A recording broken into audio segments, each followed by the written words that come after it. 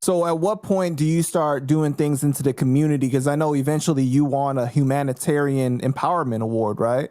So right after I got off the band, I got with a place called the Empowerment Center. My boy Javier Anaya owned at the time.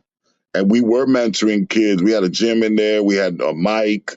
And we get a lot of kids that were from the community to come and spit, talk to them about the Humboldt Park culture, the Puerto Rican culture, ask them what did they want to do, give them tools on maybe how to get closer to their dreams, all from resources.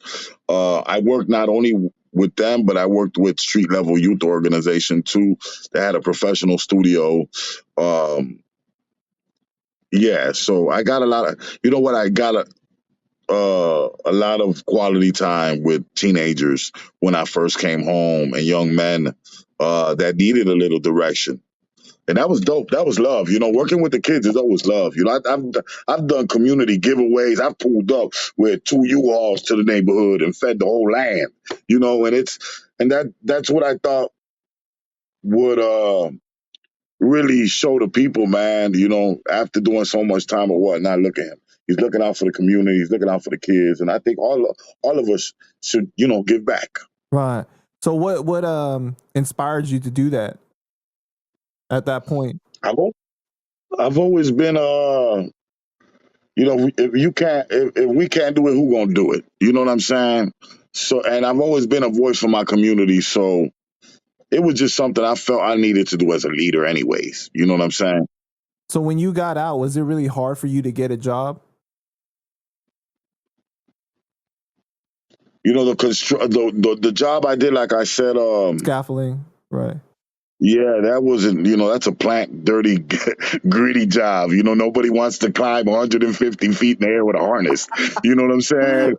So that was available to me for good money, and I took it and I nailed it. I had my own crew within a month.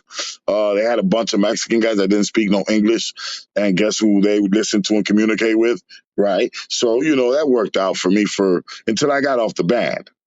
But I didn't work, man. After I got off that band, until maybe when the pandemic first started.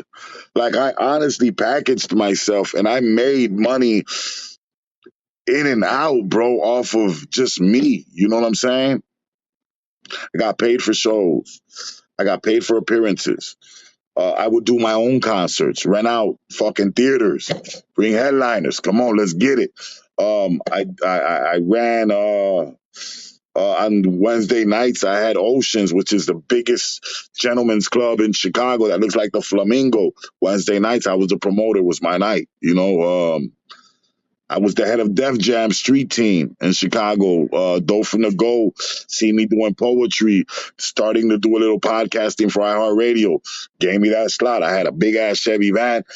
Jadakiss, top 5 DOA hip hop. Come pick up all the posters and merch and meet him at DTLR. A lot of that stuff made me, you know, good networking and connections. You know, yeah, you know. Wow.